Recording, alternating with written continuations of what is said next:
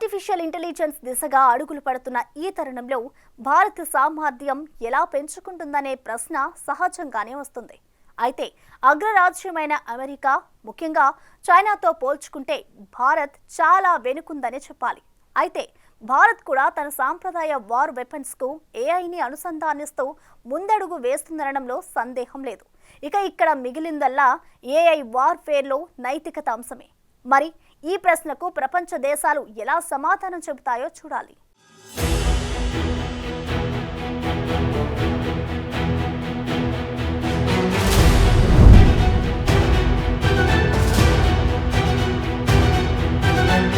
Bharat China మధ్య ఇప్పటికిప్పుడు యుద్ధం జరిగితే 10 రోజుల్లో భారత్ ఓడిపోతుందని రక్షణ రంగానికి సంబంధించిన వార్తలను ప్రచురించే ఫోర్బ్స్ మ్యాగజైన్ ఓ నివేదికలో పేర్కొంది. స్వల్ప ప్రాణనష్టంతోనే డ్రాగన్ కంట్రీ అరుణాచల్, లడఖ్ను ఆక్రమించుకోవచ్చని అందులో తెలిపింది. కృత్రిమ మేధా సాంకేతికతతో సరికొత్త యుద్ధ రీతులను చైనా అమలు చేయటమే భారత్పై చైనా పైచేయి సాధించటానికి కారణమని అభిప్రాయాలు వ్యక్తమవుతున్నాయి. ఎందుకంటే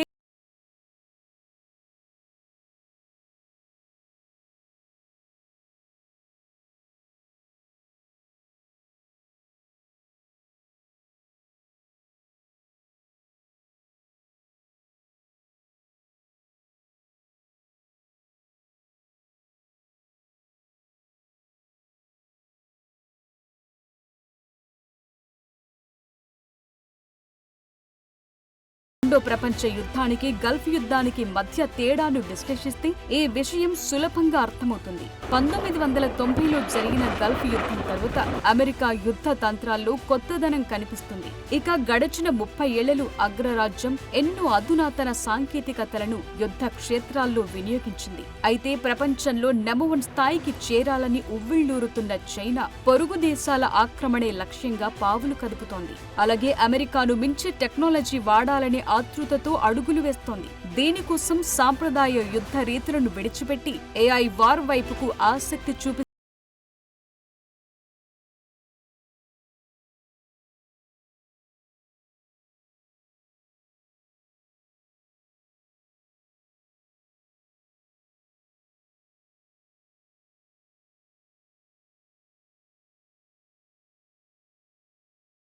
వార్ కోసం ఇప్పుడు అగ్రదేశాలన్నీ పోటీ పడుతున్నాయి. అయితే ఈ వార్లో ఇన్ఫర్మేషనైజ్డ్ అంటే సమాచారమిచ్చేవి, ఇంటెలిజెంటైజ్డ్ అంటే తెలివితో కూడిన పనులు చేసే 2 స్ట్రీమ్ల ప్రాతిపదికగా ఏఐ వార్ కొనసాగుతుంది. ఇక్కడ ఇన్ఫర్మేషనైజ్డ్ వార్ఫేర్ స్ట్రీమ్ శత్రుదేశం స్థావరాలు, క్షిపణి సాంకేతికత, ఉపగ్రహాల సమాచారాన్ని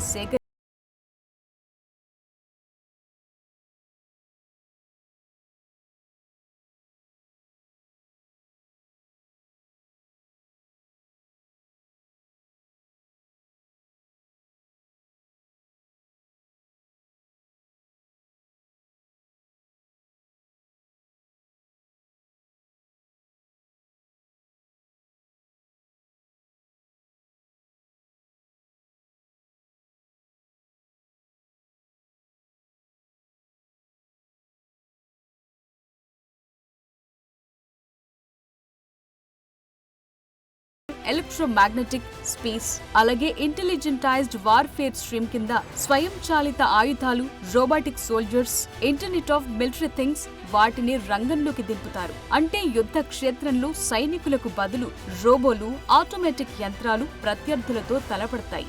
వీటిని cloud, big data, intelligent network programming codes వంటి ఏఐ వ్యవస్థలు ఆపరేట్ చేస్తాయి.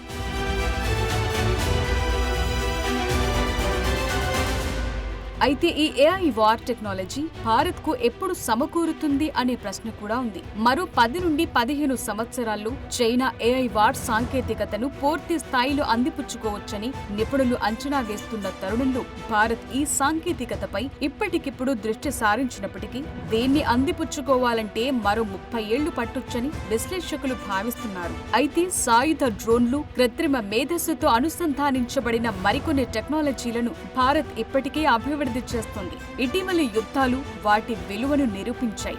అనేక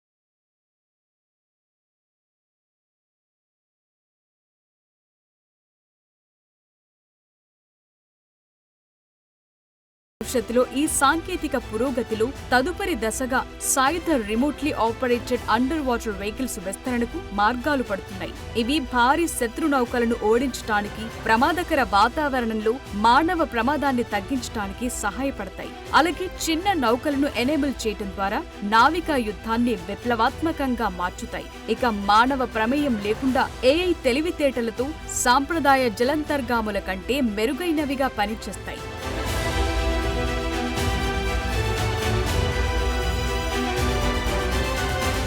మరోవైపు ఏఐ ఆయుధాలతో పాటు సాంప్రదాయ ఆయుధాలు కూడా గణనీయమైన పురోగతులను పొందుతున్నట్లు నిపుణులు చెప్తున్నారు. వాటి ప్రభావం, ఖచ్చితత్వాన్ని మెరుగుపరచడానికి ప్రయత్నాలు జరుగుతున్నాయి. ఇందులో భారత్ సెల్ఫ్ సస్టైన్ అవుతోంది. అయితే థర్మోబారిక్ పేలుడు పదార్థాలు వంటి పేలుడు సమ్మేళనాల్లో ఆవిష్కరణలు సాంప్రదాయ ఆయుధాల పేలుడు ప్రభావాన్ని, ప్రాణాంతకాన్ని గణనీయంగా పెంచుతున్నాయి. ఈ అధునాతన పేలుడు పదార్థాలు శక్తివంతమైన షాక్ వేవ్లను, వేడిని సృష్టిస్తాయి. అందుకే కొత్త ఫ్యూజింగ్ సిస్టమ్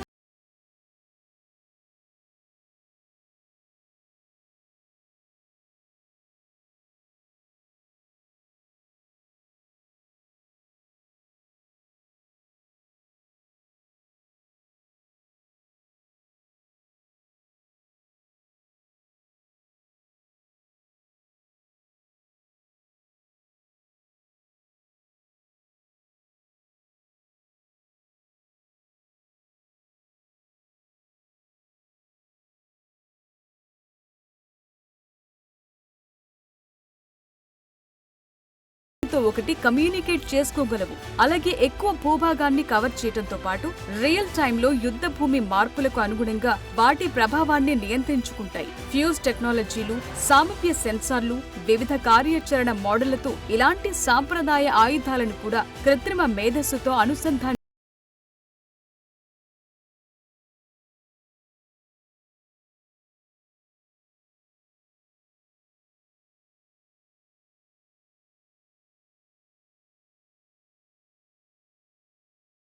ఆయుధాల సాంకేతికత అభివృద్ధి చెందుతున్న కొద్దీ యుద్ధంలో నైతికత చర్చ కూడా ముఖ్యంగా మారింది. ఏఐ ఆధారిత ఆయుధాల వ్యవస్థల అభివృద్ధి, విస్తరణ అంతర్జాతీయ మానవతా చట్టాలకు అనుగుణంగా ఉండేలా చూసుకోవటంలో సవాళ్లు ఎదురవుతున్నాయి. పౌరులకు అనుకోని హానిని నివారించడం వంటి కీలక ఆందోళనలు ఇందులో ఉన్నాయి. ఎందుకంటే సాంకేతికత అభివృద్ధి చెందటం వల్ల యుద్ధంపై దాని ప్రభావం మరింత ఎక్కువగా ఉంటుంది. దాన్ని నియంత్రించడానికి అన్ని దేశాలు కలిసి నిర్ణయం తీసుకోవాల్సిన అవసరాన్ని నిపుణులు సూచిస్తున్నారు.